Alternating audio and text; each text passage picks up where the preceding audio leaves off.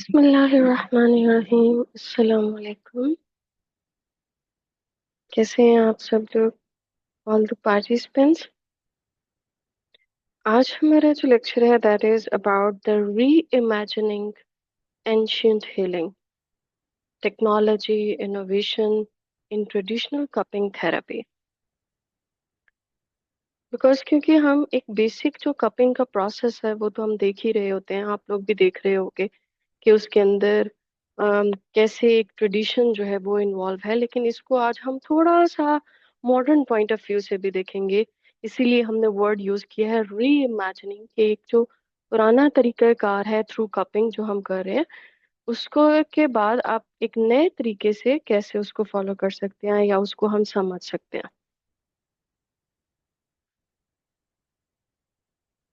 ये different contact numbers हैं मेरे यूट्यूब, इंस्टा और व्हाट्सएप चैनल के लिए। अगर आपको मेडिकली कोई भी ऐसी चीज़ रिक्वायर्ड हो कि जिसमें आपका पॉइंट ऑफ व्यू क्लियर ना हो रहा हो, तो हम उसके ऊपर एक लेक्चर जो है वो अरेंज कर सकते हैं। Let's start from the introduction.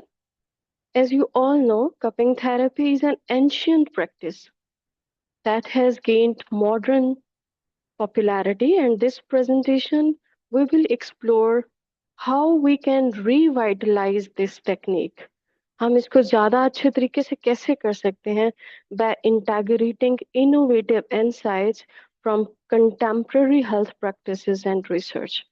मतलब ये कि पास्ट फ्यूचर उसके दरमियान हम एक ब्रिज जो है वो डेवलप करेंगे इस कपिंग थेरेपी के अंदर, इस लेक्चर के अंदर।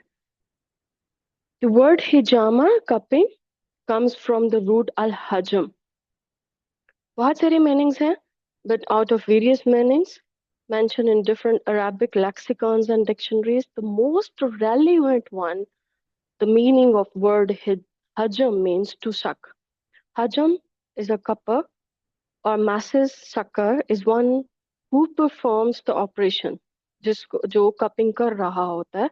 कपर हम उसको कहते हैं, या सकर हम उस पर्सन को कहते हैं, उस फिजिशियन को कहते हैं। तो इसमें अगर हम देखें मोड ऑफ एक्शन क्या है, एक जनरल ट्रेडिशनल वे के अंदर इसका मोड ऑफ एक्शन क्या चल रहा है, that is it is a method used for local evacuation or diversion of morbid humors. अब यहाँ पे हमने तीन टर्म्स यूज किए हैं, तो सबसे पहले तो हम देखेंगे कि what are the morbid humours. That means कि एबनॉर्मल ह्यूमर्स। चार नॉर्मल ह्यूमर्स होते हैं हमारे पास। कौन कौन से? सबसे पहले हमारे पास है blood humour, then yellow bile, then black bile and then phlegm. These are the four humours. और इन नॉर्मल ह्यूमर्स के कुछ करेक्टर्स होते हैं, और उसके बाद इन्हीं नॉर्मल ह्यूमर्स की जब भी कोई चीज इसके अंदर चेंज होती है या इसके अंदर चीज एडअप होती है, अल्टर्ड होती है, तो तब जाके वो एबनॉर्मेलिटी में चले जाते हैं। And these abnormal humours are called morbid humours. तो बेसिकली कपिंग मेथड के थ्रू हम मॉर्बिड ह्यूमर्स को निकाल रहे होते हैं, चाहे हम लोकली उसको वहां से निकालें या फिर हम उसको ऐसे आउटलेट की तरफ डाइवर्ट कर दें जहां से वो इजीली निकल सकते हैं। इसलिए हमने कहा it is a method use for local evacuation or diversion of morbid humors from the diseased part to the natural outlet, or to encourage the blood flow to the site of hijama। उसके through जो है वहां से हम abnormal humour को वहां से निकाल देते हैं, क्योंकि अकॉर्डिंग टू तिब, according to traditional ancient way में अगर हम देखें डिजीजेस कहाँ से अराइज होती हैं? when the humors becomes abnormal, when the normal humans turns into the morbid humors, तब जाके डिजीजेस जो हैं वो अराइज होती हैं। इसके हिस्टोरिकल रूट्स तो बहुत पुरानी हैं। Cupping therapy has a rich history dating back to the ancient Egypt, China, या उससे भी इजिप्शियन कल्चर, चाइनीज कल्चर के अंदर ये बहुत ज्यादा यूज होता था, and then spread to the Greek culture, Middle East and now across the world. और इसमें बहुत सारी बीमारियों का इलाज जो है कपिंग के थ्रू जो है वो हम कर सकते हैं। तो basically the science behind cupping क्या है? थोड़ा सा ट्रेडिशन से अब हम थोड़ा सा टेक्नोलॉजी इनोवेशन की तरफ अगर हम आए, तो रीसेंट स्टडीज के अंदर अगर हम देखें तो इसमें नंबर वन है ब्लड सर्कुलेशन। मतलब ये कि कपिंग थेरेपी के अंदर जब हम कपिंग कर रहे होते हैं हमारा सबसे ज्यादा ध्यान किस चीज के ऊपर होना चाहिए? Number one blood circulation, number two reduce inflammation, and number three promote muscle recovery. अब इसमें बहुत सारे बायोलॉजिकल मैकेनिज्म्स इन्वॉल्व हैं कि जब हम कप लगाते हैं तो कौन सा मैकेनिज्म चलता है और कैसे होता है। इस्लाम में भी कपिंग को बहुत ज्यादा प्रमोट किया जाता है। According to the Abu Hurairah, यहाँ पे एक कोट जो है मैंने डम की, reported that messenger peace be upon him said whoever performs cupping on 17th, 19th or 21st day of Islamic lunar month, then it is a cure for every disease. तो यहाँ पे आप लोग मुझे बताओगे कि why only these dates of the months? कोई और डेट क्यों नहीं? तो यहाँ पे आप लोगों के पास एक हिंट है कि ह्यूमन बॉडी में वाटर वॉल्यूम कितना होता है, और इसको हम वेव्स के साथ थोड़ा सा जो है वो लिंक करते हैं। There are many types. हिजामा बिस शर्ट, जिसको हम वेट कपिंग कहते हैं, depending on its need it can be mandatory, इस्तरारिया और ऑप्शनल इख्तरारिया। इसी तरह ड्राई कपिंग होती है हिजामा बिला शर्ट। पहले बेल शर्ट थी, फिर बिला शर्ट। ड्राई कपिंग उसको भी हम फर्दर दो में डिवाइड करते हैं, हिजामत नारिया, हिजामत गैर नारिया। दैट मीन्स कि जिसमें हम फायर यूज कर रहे होते हैं, फायर कपिंग इज कॉल्ड हिजामत नारिया, एंड विदाउट फायर इज हिजामत गैर नारिया। लेकिन अकॉर्डिंग टू अबुल कासिम अल जहरवी के मुताबिक एक और टाइप भी है जो उन्होंने अपनी किताब तशरीफ के अंदर लिखी हुई है, हिजामत माई, इन विच तो hot decoction of drugs are used. हिजामत माई के अंदर दीज आर डिफरेंट टाइप्स। अब वेट कपिंग में क्या होता है, ड्राई कपिंग में क्या होता है, उसको हम बाद में देखेंगे। तो सबसे पहले हम एक साइंस की तरफ, टेक्नोलॉजी, इनोवेशन की तरफ आते हैं कि व्हाट थिंग इज इन्वॉल्व। तो if we see the scientific concept of cupping, technology, innovations वक्त के साथ साथ चलती रहती हैं। चीज़ों को मजीद बेहतर करने के लिए टेक्नोलॉजी जो है वो इन्वॉल्व होती है इसके अंदर। तो मजीद बेहतर हम कैसे कर सकते हैं? और पहले दूसरी बात ये कि क्या हमेशा innovation is a good thing और it can be a negative thing?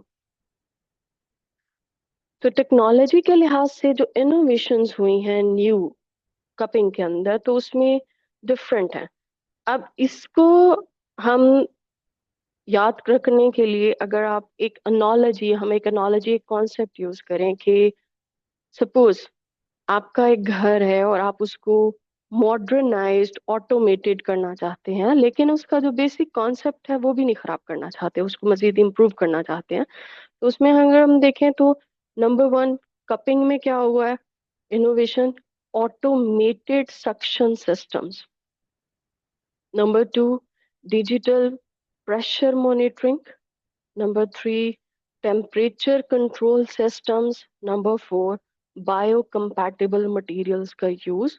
तो पुराने जमाने की कपिंग में जहाँ पे और बहुत सारी ऐसी चीजें यूज की जाती थी, हॉर्न्स यूज किए जाते थे और इतना स्टरलाइज नहीं था, टेम्परेचर कंट्रोल का इतना नहीं पता होता था, ज्यादा भी हो सकता था टेम्परेचर जिसकी वजह से वेसल रप्चर होने का चांस होता है, इसी तरह प्रेशर की वजह से। तो न्यू टेक्नोलॉजी ने इनोवेशंस के थ्रू ये चार चीजें हैं जो कि इनोवेट की गई हैं कपिंग को मजीद बेहतर बनाने के लिए: automated suction system, pressure, temperature and biocompatible materials. लेकिन अगर हम, अब हमने कहा कि हम अपने घर को बहुत अच्छा भी बनाना चाहते हैं, लेकिन हम उसकी जो रूट को है उसको भी खराब नहीं करना चाहते, तो इसी तरह कपिंग थेरेपी है।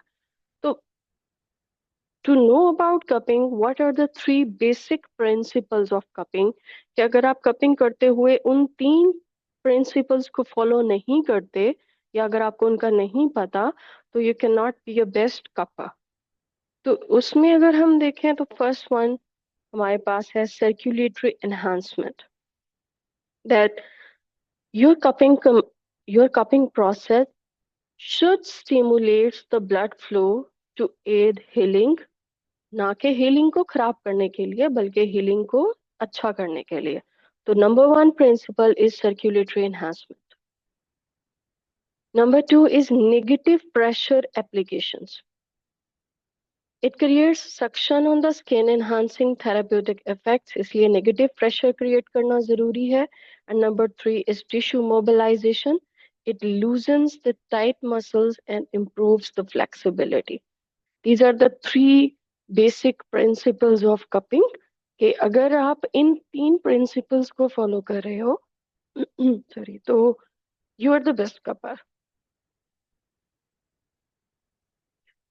तो इस साइंस कॉन्सेप्ट के साथ, जैसे हमने कहा कि हम एक नॉलेज ही अगर हम यूज करें तो हम ज्यादा अच्छे से समझ सकते हैं कि एक तरफ ट्रेडिशनल कपिंग थेरेपी है और दूसरी तरफ आप उसको मॉडर्न करना चाहते हो। इसी तरह एक ट्रेडिशन आपका पुराना एक घर है, आप उसको मजीद अच्छा मॉडर्नाइज करना चाहते हो, ऑटोमेटेड करना चाहते हो। लेकिन एक हर घर की एक बेसिक प्रिंसिपल होता है ना, कुछ सदियों से, कुछ नस्ल दर नस्ल हमारे कुछ बेसिक रूट्स चल रहे होते हैं, प्रिंसिपल्स चल रहे होते हैं, हम उनको भी नहीं खराब करना चाहते। तो इसी तरह अगर हम ट्रेडिशनल कपिंग के अंदर देखें, careful preservation of the core, that means आप जितनी भी इनोवेशन कर लें, टेक्नोलॉजी इन्हांस कर लें, बट आपका जो कोर प्रिंसिपल है वो प्रिजर्व होना चाहिए कपिंग के अंदर। ये नहीं है कि टेक्नोलॉजी इनोवेशन इतनी ज्यादा हो गई है आप उसको फॉलो कर रहे हो, लेकिन आप जो बेसिक प्रिंसिपल है, कोर है कपिंग का, वो आप भूल गए हो। ऐसा नहीं होना चाहिए। Number two, cultural and historical significance. You should know कि इस कब से ये प्रोसेस चलता आ रहा है। रिसर्च तो अभी से इन्वॉल्व हुई है, पुराने जमाने में तो यही तरीका इलाज जो है अपनाया जाता था और पेशेंट्स भी ठीक होते थे, तो तब तो रिसर्च नहीं थी, तो फिर वो कैसे ठीक होते थे। तो कुछ कल्चरल सिग्निफिकेंस होती हैं उसके अंदर, and that's why proven value over time, पुराने जमाने से चलता आ रहा है तो इसलिए दुनिया उसको मानती है। इसी तरह अगर हम एक घर के लिहाज से देखें तो थॉटफुल इनोवेशन होना चाहिए, इम्प्रूव्ड एफिशिएंसी, उसके जो टेम्परेचर, प्रेशर, घर के अंदर हवा, लाइट, उन सारी चीज़ों का हमने ध्यान रखना है, उसको अच्छा बनाना है। लेकिन अच्छा बनाने के साथ साथ टेक्नोलॉजी एंड इनोवेशन बेस्ट वो होती है जो प्रिसीजन एंड कंट्रोल में हो, मतलब आप उसको कंट्रोल कर सकते हैं। ये ना हो कि आपने कोई मेथड इनोवेशन यूज किया है, कोई टेक्नोलॉजी आपने यूज की है, लेकिन आपको ना ही वो यूज करना चलाना आ रही है, और खुदा न खास्ता अगर वो नेगेटिव रिजल्ट्स देना शुरू हो गई है तो आपको उसको कंट्रोल भी करना नहीं आता। तो that's not a good innovation, positive innovation ये नहीं है। तो अगर हम ओवरऑल पॉजिटिव एस्पेक्ट्स देखें, जैसे हमने कहा कि इनोवेशन शुड बी पॉजिटिव, तो कपिंग इनोवेशन फ्रेमवर्क में अगर हम पॉजिटिव देखें तो नंबर वन, आपको कंट्रोल करना आना चाहिए। Precision control enhances accuracy and consistency in cupping techniques। Precision control किस तरह से? नंबर वन, आपको टेम्परेचर कंट्रोल करना आना चाहिए। नंबर टू, आपको नेगेटिव प्रेशर कंट्रोल करना आना चाहिए। नंबर थ्री, इफ आप वेट कपिंग यूज कर रहे हैं तो आपको ब्लीडिंग कंट्रोल करना आना चाहिए। Number two, safety enhancement ensures safer practices and reduce risk during cupping। Infection को कैसे कंट्रोल करना है, एक सेफ्टी को कैसे मेंटेन करना है, स्टरलाइज्ड वे में कैसे चलना है, वो आपको पता होना चाहिए। Customization, that is allows tailored cupping experience to individual needs। Not everybody is perfect for cupping, not every patient is perfect for cupping। आपको यहाँ पे एज, यहाँ पे सेक्स, मेल है, फीमेल है, उसके बैकग्राउंड, उसके क्रॉनिक डिसऑर्डर्स, लाइक अगर वो कार्डियक पेशेंट है, वो लीवर पेशेंट है, वो रीनल पेशेंट है, तो कपिंग उसके लिए आप कौन सा मेथड ऑफ कपिंग यूज करोगे, उसकी टाइम कितना रखोगे, उसके से सिटिंग्स जो है वो कितनी होनी चाहिए, ये पेशेंट टू पेशेंट कस्टमाइज होता है। आप खुद देखोगे कि आपने उसका जो एडवाइस है, उसका जो एक प्लान है, कपिंग प्लान, वो आप किस तरह से बनाते हो। Efficiency improvement, streamlines process for faster and more effective treatments के आपको आपको चाहिए कि आप इसके लिए एक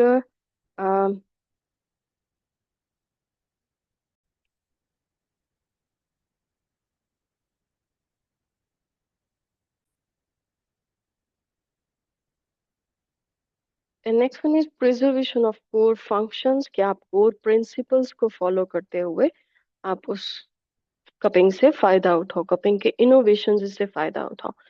लेकिन अगर हम इनोवेशंस के कुछ नेगेटिव एस्पेक्ट्स देखें तो कपिंग टेक्नोलॉजी में के अंदर deep cultural significance, extensive medical training definitely required होती है, लेकिन हम यहाँ पे नहीं करते होते। बहुत सारी कपिंग के को जो फॉलो कर रहे होते हैं उनको इनोवेशंस का नहीं पता होता, ना ही उनकी ट्रेनिंग हुई होती है। वो स्ट्रिगनेंट मेडिकल रेगुलेशंस को नहीं जानते, इनोवेशंस को नहीं जानते। मतलब पुराने तरीके से चल रहे हैं तो उसी को फॉलो अप करते जा रहे हैं, लेकिन वो नए तरीके समझना नहीं चाहते इनोवेशंस के लिहाज से, या फिर वो क्योंकि थोड़े से डिफिकल्ट भी होते हैं। इंडिविजुअल टिश्यू रिस्पॉन्सेज, जैसे अभी हमने कहा कि every patient has different needs, इसी तरह हर एक के अंदर प्रोसीजर जो है, हर एक के अंदर जो फिजिकल रिस्पॉन्सेज हैं, फिजियोलॉजिकल रिस्पॉन्सेज, वो भी डिफरेंट जो है वो रिस्पॉन्ड कर रहे होते हैं। इसी तरह अगर हम घर का देखें, प्रैक्टिकल फंक्शनैलिटी तो फोकस होती है, ऑटोमेटेड भी हम कर लेते हैं, लेकिन हम जितना मैकेनिकल सिस्टम सिंप्लिसिटी उतना नहीं रहता। डेफिनेटली हम जितना ऑटोमेशन की तरफ जाते हैं चीजें उतनी कॉम्प्लेक्स होना शुरू हो जाती हैं, उतनी हमसे कंट्रोल, हमारे कंट्रोल के अंदर वो नहीं रहती हैं। तो यहाँ पे हमने देखा कि कैसे एक इनोवेशन जो है वो उससे पॉजिटिव एक्सपेक्ट भी आ सकता है और उसका एक नेगेटिव एस्पेक्ट भी है। तो आपने किसको फॉलो करना है, किसके ऊपर चलना है? तो अगर हम यहाँ पे देखें इंटरैक्टिव ओपनिंग, तो एंशियंट आर्ट में हिस्टोरिकल कॉन्टेक्स्ट भी है और ट्रेडिशनल एप्लीकेशंस भी हैं। बहुत पुराने जमाने से यूज करते आ रहे हैं इसको। इसके अंदर animal horns, bamboo cups, glass cups, vacuums create करने के लिए यूज किए जाते थे। और ट्रेडिशनली अगर हम देखें तो बहुत सारी डिजीजेस के लिए कपिंग को ट्रीटमेंट के लिए यूज किया जाता था, जिसमें सबसे इम्पोर्टेंट जो है वो पेन रिलीफ था। Muscle recovery, respiratory conditions, digestive disorders, इनको ठीक करने के लिए यूज किया जाता था। लेकिन अब क्योंकि बहुत सारी चीजें इनोवेट हो चुकी हैं तो हम इसको मजीद डिजीजेस के लिए भी हम इसको यहाँ पे जो है वो यूज कर सकते हैं। सो द इम्पोर्टेंट कोर को मेंटेन करते हुए, कोर प्रिंसिपल्स को मेंटेन करते हुए, हमने कहा कि हमें तीन चीजों के ऊपर ध्यान देना है। प्रेशर कंट्रोल करना है, फिर कपिंग टेक्निक जो है वो चूज करनी है। तो इसमें हम बार बार प्रेशर का वर्ड जो है वो यूज कर रहे होते हैं। तो प्रेशर मैपिंग रिसर्च अब अवेलेबल है, वहां से प्रेशर में के किस बॉडी के किस पार्ट के ऊपर कितना प्रेशर है, किस बॉडी के किस पार्ट के ऊपर कितना ब्लड फ्लो है, और टिश्यू रिस्पॉन्स किस तरह का आएगा, हमें इन तीनों चीजों को देखते हुए कपिंग टेक्निक को फॉलो करना है। अब इसमें सबसे इम्पोर्टेंट क्वेश्चन जो होता है कि कब कहाँ पे अप्लाई करना चाहिए। तो इसको देखने के लिए हम सबसे पहले एक एनर्जी सर्कुलेशन पैटर्न जो है पुराने जमाने से एक चलता आ रहा है, कि एक ट्रेडिशनल एनर्जी फ्लो का एक पैटर्न है डेली बेसिस पे, उसको हम देखें तो lungs to large intestine, stomach, spleen, heart, small intestine, bladder, kidney, cardium, triple heater जो कि टेम्परेचर रेगुलेट करता है, gall bladder, liver, and then again lungs. तो ये एक एनर्जी सर्कुलेशन का एक पैटर्न जो है वो यूज करते हैं। तो कपिंग साइट सिलेक्शन अगर जब हम करने लगते हैं तो सबसे पहले द बेस्ट पार्ट इज कि आपने जो चीज नोट करनी है, that is anatomical consideration. Select site based on muscle structure, जहाँ पे मसल अच्छा हो, मसल मैस अच्छा हो। Number two, traditional Chinese medicine approach that integrates cupping with TCM, हम उसको कर रहे होते हैं। तो इस टीसीएम में क्या है, जैसे अभी हमने कहा कि हम एनर्जी फ्लो को देख रहे हैं। थर्ड जो कंसिडरेशन है हमारी, that is condition specific selection. जैसे हमने कहा कि हर पेशेंट का डिफरेंट है, तो tailor cupping to health goals and symptoms, कि उसका कौन सा सिस्टम अफेक्टेड है और उसको वो सिस्टम की सर्कुलेशन किस पॉइंट से रिलेटेड है, तो हम उस लिहाज से कपिंग का साइट सेलेक्ट करेंगे। And the basic core focus on areas of discomfort and energy stagnation, जहाँ पे pain, blockage and targeting area जो है वो देखना। तो ओवरऑल इन चार चीजों को ध्यान में रखते हुए हम कपिंग साइट जो है वो सिलेक्ट करते हैं पेशेंट की, कि कहाँ पे हमने कप जो है अप्लाई करना है, और वहाँ पे डिफरेंट मैकेनिज्म ऑफ एक्शंस जो हैं वो चल रहे होंगे।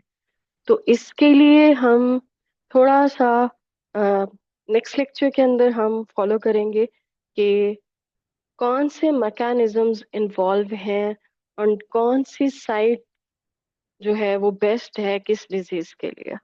आज के लिए इतना ही, हम फिर मिलेंगे। अल्लाह हाफिज।